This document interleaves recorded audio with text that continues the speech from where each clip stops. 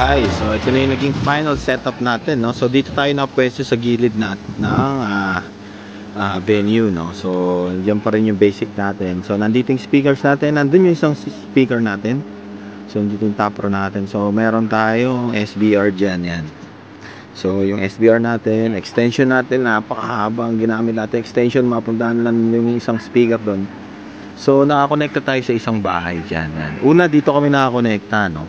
Nagkaroon ng tripping yung kuryente. So nagano na lang kami, nagsarili na lang kami ng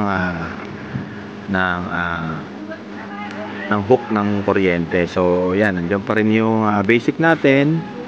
Yung kuryente natin din mahaba rin yung ginamit natin, no?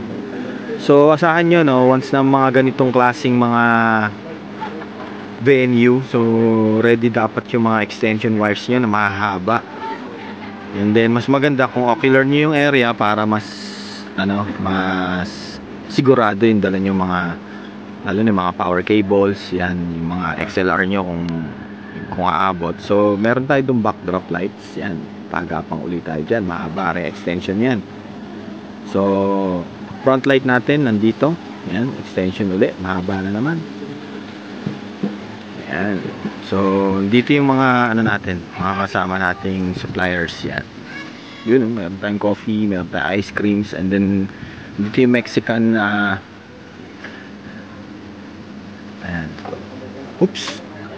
Chino Latino. Mukhang masasarap ang pagkain dito. So instead na catering yung ginawa nila, no, parang ganyan, no, food cart and food van. Okay. So connection na ginawa namin dyan. Ayan. So XLR din, no, from speakers papunta rito. So ilagay natin dito. Ayan. So yung left natin, yung right natin, yan, para dyan yan. Alright, so nandun si Blue's Clues, oh. Ang cute!